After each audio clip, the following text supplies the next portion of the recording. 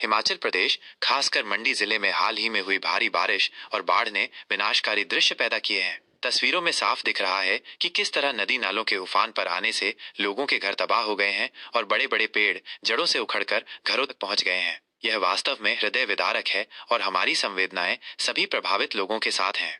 प्रिय हिमाचल प्रदेश के निवासियों और देशवासियों, हिमाचल प्रदेश में हाल ही में आई बाढ़ और उससे हुई तबाही ने हम सबको झकझोर दिया है। मंडी जिले की जो तस्वीरें सामने आई हैं वे अत्यंत पीड़ादायक हैं। हमने देखा कि किस तरह उफनती नदियों ने घरों को लील लिया और प्रकृति के रौद्र रूप के सामने मानव निर्मित संरचनाएं टिक नहीं पाईं। हमारी गहरी संवेदनाएं उन सभी परिवारों के साथ हैं जिन्होंने इस आपदा में अपने प्रियजनों, घरों और आजीविका को खोया है। यह समय केवल शोक मनाने का नहीं बल्कि गहन चिंतन और आत्म मूल्यांकन का भी है। ये घटनाएं हमें प्रकृति के साथ हमारे संबंध पर पुनर्विचार करने पर मजबूर करती हैं। तस्वीरों और प्रत्यक्ष अनुभवों से यह स्पष्ट है कि इन आपदाओं का एक बड़ा कारण नदी नालों के प्राकृतिक बहाव क्षेत्रों में हमारा बेतरतीब निर्माण है। हमने नदियों के रास्ते रोक दिए, उनकी रेंज में घर बना लिए और उनके प्राकृतिक कब्जे वाली जगह पर अपने आशियाने बना लिए।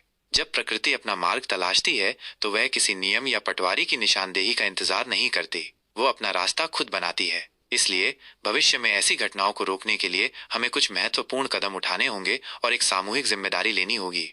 1. प्रकृति का सम्मान करें। नदियों और नालों के प्राकृतिक मार्ग और उनके बाढ़ क्षेत्रों का सम्मान करना सीखें। हमें समझना होगा कि ये क्षेत्र उनके बहाव के लिए ही बने हैं। 2. नदी किनारे निर्माण से बचें। नदी नालों के बिल्कुल करीब या उनके बाढ़ क्षेत्रों में किसी भी प्रकार के निर्माण, चाहे वो घर हो, होटल हो या कोई अन्य संरचना से पूरी तरह बचें। 3. नियमों का पालन करें और लागू करवाएं। 4. जागरूकता बढ़ाएं। समुदायों को प्राकृतिक आपदाओं के जोखिम और उनसे बचाव के उपायों के बारे में शिक्षित करें। उन्हें सुरक्षित स्थानों पर रहने और निर्माण करने के महत्व को समझाएं। 5. पुनर्वास और पुनर्निर्माण में संवेदनशीलता। आपदा प्रभावित क्षेत्रों के पुनर्वास और पुनर्निर्माण में पर्यावरणीय स्थिरता और जोखिम न्यूनीकरण को प्राथमिकता दी जाए। ऐसी जगहों पर दोबारा निर्माण न किया जाए जो आपदा के प्रति संवेदनशील हों।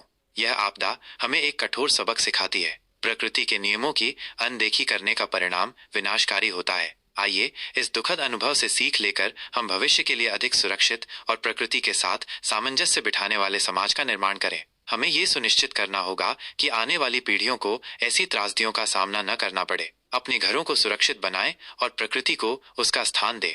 जय हिंद।